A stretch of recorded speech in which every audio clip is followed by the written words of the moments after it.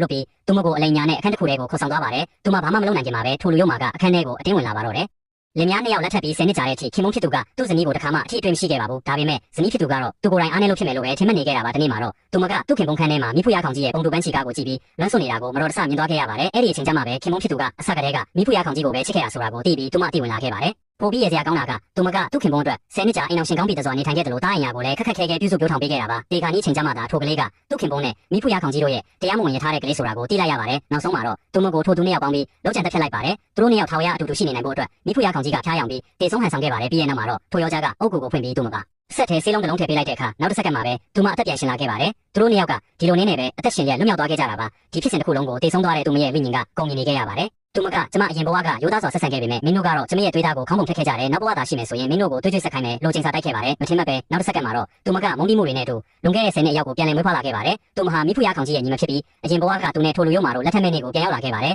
အရင်ဘဝကသူမဟာဒီနေရာမှာပဲအမဖြစ်သူရဲ့လှည့်စားမှုနဲ့အလိန်ခံခဲ့ရတာပါဝမ်းမြောက်ဝမ်းသာနဲ့မြို့တော်ရဲ့နံပါတ်1ပါရမီရှင်ကိုလက်ထက်လိုက်တဲ့ခါကနေစပြီးနေရဲခန်းထဲကြောက်သွားခဲ့တာပါဒီတစ်ခါပြန်လည်မွေးဖွားလာတဲ့ခါမှာတော့သူမဟာတဆုံတယောက်ရဲ့အတုံးချခံဘဝကိုထပ်မဖြစ်စေတော့ပါဘူးမိဖုရားခေါင်ကြီးကတော့ဒါဟာကောင်းကင်ဘုံကပေးတဲ့ကံကြမ္မာလို့ထင်မှတ်ပြီးသူမကိုလက်ခံနိုင်မယ်လို့ယုံကြည်နေခဲ့ပါတယ်မိဖုရားခေါင်ကြီးကလည်းသူမကိုလှပတဲ့မင်္ဂလာဆောင်ပေးမယ်လို့ကတိပေးခဲ့ပါတယ်ဒါပေမဲ့သူမကအမိန့်တော်အတိုင်းပါဒါပေမဲ့ကျွန်မလက်မထပ်ပါဘူးလို့ပြောလိုက်ပါတယ်သူမရဲ့ညှဉ်းဆန်လိုက်တဲ့စကားကြောင့်လူများအံ့ဩသွားကြပါတယ်မိဖုရားခေါင်ကြီးနဲ့ထိုလူရုံမာတို့ကလည်းသူမဒီလောက်ထိရဲတင်းနိုင်မယ်လို့မထင်ထားခဲ့ကြပါဘူးသူတို့မတုတ်ပြန်နိုင်ခင်မှာပဲသူမကရာစပြလင်ဘော်ကဘယင်ကိုတိုက်ရိုက်ဝင်ခံလိုက်ပါတယ်ဘယင်ကိုကြာရှည်စွာချစ်မြတ်နိုးခဲ့ရပြီးဘယင်တပါးလေးကိုသာလက်ထက်လို့ကြောင်ပြောလိုက်တာပါလူတိုင်းကသူမယူသွားပြီလို့ထင်မှတ်ခဲ့ကြပါတယ်ဘယင်ဆိုတာကလည်းစိတ်တဘောထားအေးဆက်ပြီးမိန်းမသားတွေကိုလုံးဝစိတ်ဝင်စားတဲ့သူဆိုတာလူတိုင်းသိကြပါတယ်သူမကတော့အနာဂတ်မဲ့တဲ့လူရုံမာကိုညှင်းပယ်ပြီးဘယင်ကိုပဲလက်ထက်လို့ကြောင်ပြောလိုက်ပါတယ်ဒါပေမဲ့ဘယင်ကတော့ကိစ္စတွေကစိတ်ဝင်စားစရာကောင်းလာပြီလို့ထင်သွားပါတယ်သူမဒီလောက်ထိစိတ်ရောဂါရှိတယ်လို့ချစ်နေမှတော့သူ့အနေနဲ့လည်းသူမကိုလက်ခံလိုက်မှပဲတင့်တော်မယ်လို့ယူဆလိုက်ပါတယ်ဘယင်ကသူမကိုတိုက်ရိုက်မိဖုရားငယ်ဖြစ်ပွဲပေးလိုက်တဲ့အခါသူတို့နှစ်ယောက်ရဲ့အကြံစီတွေကုန်ပျက်စီးသွားပါတော့တယ်ဒါပေမဲ့သူတို့ကိုပို့ပြီးထိတ်လန့်သွားစေတာကအရင်ဘဝကသူမကိုဂယုမဆိုင်ခဲ့တဲ့ထိုလူရုံမာကလည်းသူမလိုပဲပြန်လည်မွေးဖွားလာခဲ့တာပါပဲသူကလည်းအယူတယောက်လိုပဲနန်းတော်ပြင်ဘက်မှာသူမကိုစောင့်မျှော်နေခဲ့ပါတော့တယ်အရင်ဘဝကသူမကိုလုံးဝယူမဆိုင်ခဲ့တဲ့လူရုံမာဟာပြန်လည်မွေးဖွားလာပြီးနောက်မှာတော့သူမကိုတွေ့ဖို့အတွက်3ရက်တိုင်တိုင်ဆောင်ဆိုင်နေခဲ့ပါတယ်ဒါပေမဲ့အခုဘဝမှာတော့သူမဟာထိုလူနဲ့ပတ်သက်ဖို့လုံးဝစိတ်ကူးမရှိတော့ပါဘူးသူမကသူ့ရဲ့အစိတ်ခံငယ်လေးကိုလည်းရောချမ်းတွေကိုဘယ်တော့မှမတနာပါနဲ့သူတို့ကိုတနာမိတာနဲ့ကိုပဲဒုက္ခရောက်လိမ့်မယ်လို့တတိပေးလိုက်ပါတယ်ထိုလူရုံမာရဲ့နာကျင်ပြီးစိတ်ပြက်နေတဲ့မျက်နှာကိုကြည့်ပြီးသူမကဘာအနေနဲ့မှမပေးခဲ့ပါဘူးနန်းတော်ရဲ့ရောက်တဲ့ပထမဆုံးနေ့မှာပဲဘယင်ကအရင်ကနန်းတွင်းစည်းကမ်းတွေကိုချိုးဖောက်ပြီးသူမကိုကြိုဆိုခဲ့ပါတယ်ဘယင်ကသူမကိုစာကြည့်တိုင်းနဲ့အနည်းဆုံးနေရာမှာနေထိုင်ခွင့်ပေးတယ်လို့မမျှော်လင့်ပဲသူမစီကိုလည်းကြိုတင်ရောက်ရှိလာခဲ့ပါတယ်အရင်ဘဝကစိတ်တဘောထားအေးဆက်တဲ့ဘယင်ဖြစ်နမေကြီးပေမဲ့အခုတစ်ခါမှာတော့သူမကိုနူးညံ့တိမ်မွေ့ရဲ့ပုံစံမျိုးပြသလာပါတယ်သူမကတော့ဒါဟာအစ်စ်အမှန်လားသို့မဟုတ်သူမကိုဆန်းတက်နေတာလားလို့မသိကြပေမဲ့ဘယင်ကသူမရဲ့လက်စားချေဖို့အတွက်အကြီးမားဆုံးအားကိုးရဖြစ်လာမယ်ဆိုတာကိုသူမသိရှိနေပါတယ်သူမကဒီဘဝမှာတော့ဘယ်သူရင်အချစ်ခံရမလဲဆိုတာကြည့်ကြတာပေါ့လို့တွေးမိလိုက်ပါတယ်